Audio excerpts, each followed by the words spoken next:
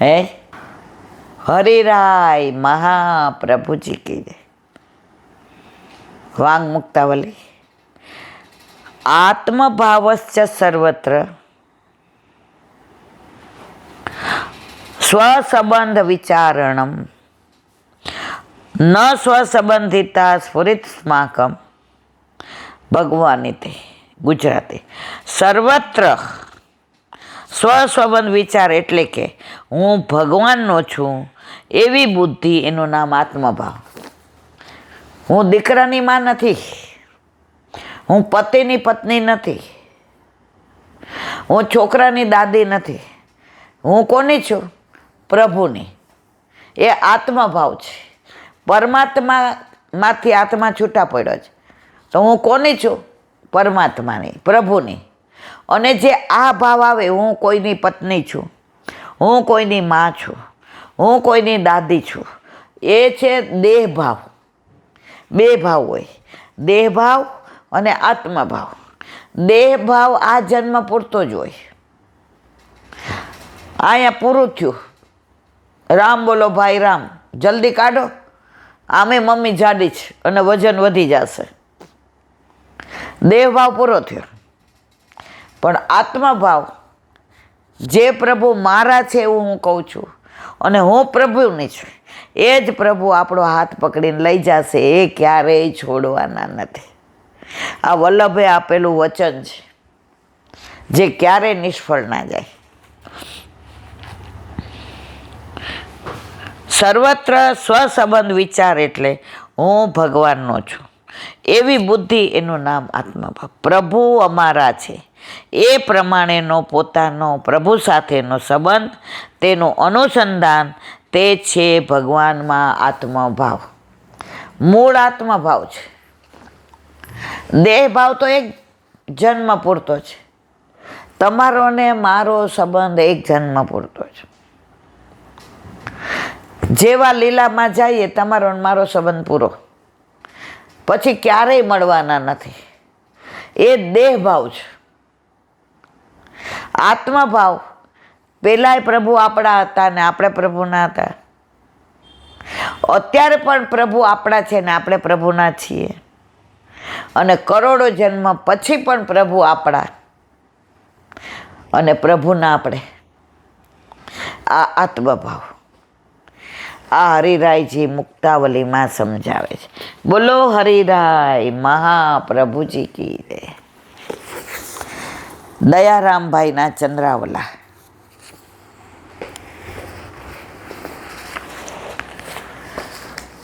દયારામભાઈ આમ ચોટ ઉપર કહે છે. એણે વલ્લભ સિવાય કોઈ બીજી વાત જ નથી કરી. એક વર્યો શ્રી ગોપીજન વલ્લભ, બીજો કોઈ મારે છે જ નહીં. બરોડાના ગાયકવાડે દીવાનને મોકલા કે હાલો, તમારો તો વટ પડી ગયો, તમને તો આમ રાજમાં ઓલા રત્નમાં સ્થાન મળશે.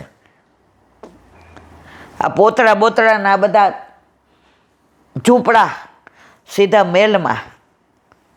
દયારામભાઈ આવડી દીધી. એ કે તે તારા ગાયકવાડને જઈને કહી દે કે તને જેણે ગાયકવાડ બનાવ્યો છે ને એનો બાપ મારા ઘરે બિરાજે છે, મારે નથી આવવું, નીકળ બહાર. મારો સમય ન બગાડતો.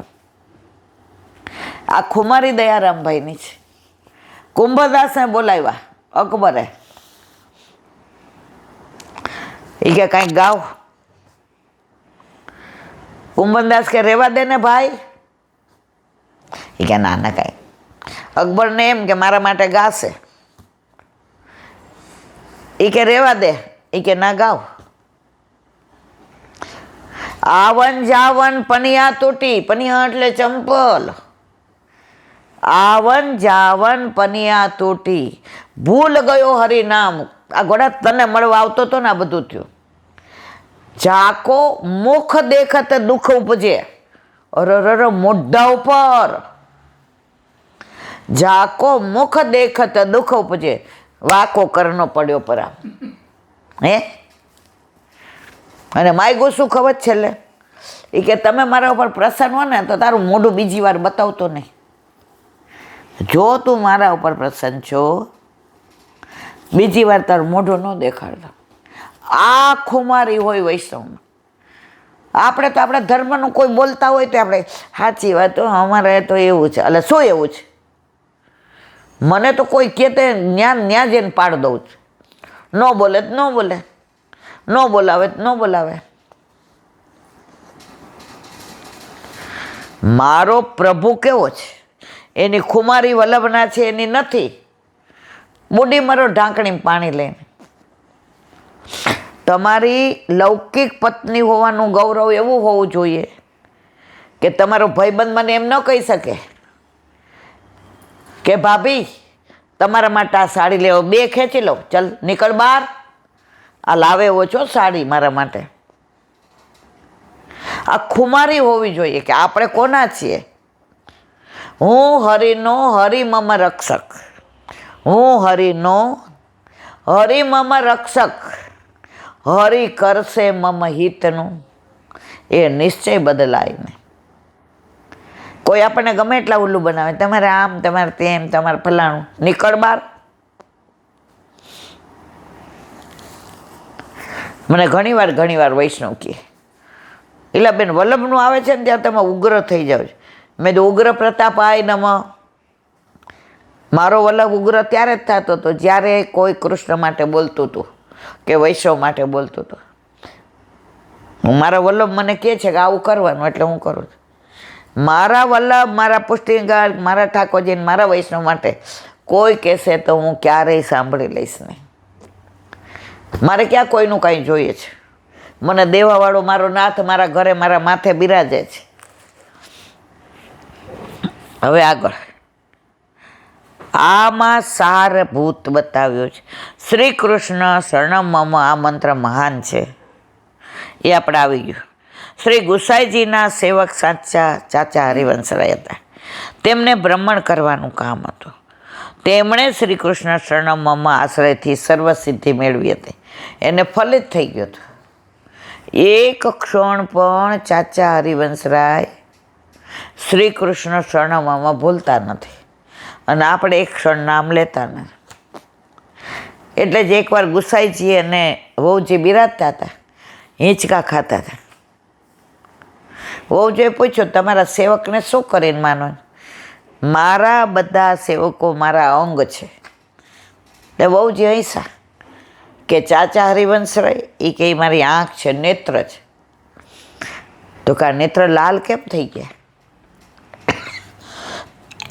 ચાચા હરિવંશરાયને ઠેસ વાગીને લોહી નીકળું એટલે મારા નેત્ર લાલ છે, કારણ કે ચાચા હરિવંશરાય મારા નેત્ર છે. આટલું માન સન્માન વલ્લભને ગુસાઈજીમાં ભેદ માને અને અસુર માનવો.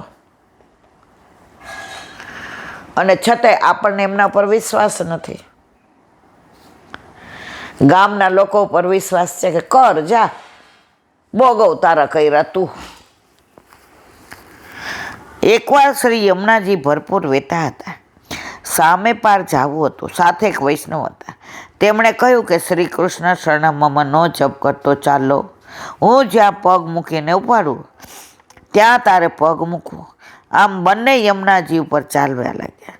સાથેના વૈષ્ણવને વિચાર આવ્યો કે હું પણ એ જ નામ લઉં છું તો તેના પગ પાછળ શું કામ મૂકું? બીજી જગ્યાએ પગ મૂકતા તે ડૂબવા લાગ્યો. આને ફલિત થયું હતું, કારણ કે એક ક્ષણ ભૂલતા નહોતા. અને આણે સાધન કર્યું હતું કે મારે સામે પાર જવું છે એટલે લઉં છું. યમુનાજી કે સાધન તરીકે મારો ઉપયોગ કરવાની જરૂર નથી. ડૂબવા લાગ્યો ત્યારે ચાચાજીએ તેને પકડી રાખ્યો અને પછી સમજાવ્યું કે ભાઈ, મારું પ્રભુએ સાંભળ્યું છે, તારું હવે સાંભળશે. એમ ન કીધું કે તું તો લેતો નથી આમ તેમ. મારું સાંભળી લીધું છે, એટલે હું જ્યાં પગ મૂકું ત્યાં તું પગ મૂક, તારું હવે સાંભળશે. ચાચાજીને બીજી સેવાનો અવકાશ નહોતો મળતો. શ્રી ગુસાઈજી એક ગામમાં પધાર્યા. તે ગામમાં એક પણ વૈષ્ણવનું ઘર નહોતું. ગુસાઈજી કે અહીંથી ચાચાજી નહીં પસાર થયા હોય, અહીંયા ચાચાજી નહીં આવ્યા હોય એટલે આ ગામ વૈષ્ણવ વિનાનું છે. ચાચાજી જ્યાં પધારે એ ગામ વૈષ્ણવ વિનાનું ના હોય એવું બને નહીં. તે ગામમાં એક પણ વૈષ્ણવનું ઘર નહોતું. ત્યારે ગુસાઈજીએ આજ્ઞા કરી કે આ ગામથી ચાચાજી નીકળ્યા જ નથી. તેમનો એવો પ્રભાવ હતો કે શરણ મંત્રની સિદ્ધિ પ્રાપ્ત થઈ પછી શું બાકી રહે? ચાચા હરિવંશી જ્યાં જ્યાં જાય ત્યાં વૈષ્ણવ ના બને એવું બને જ નહીં. અને એમને શરણ મંત્રની સિદ્ધિ હતી એટલે ચાચાજી જ્યાં જાય ત્યાં વૈષ્ણવ બને. તું જ સંગ કોઈ વૈષ્ણવ થાય તો તું વૈષ્ણવ સાચો.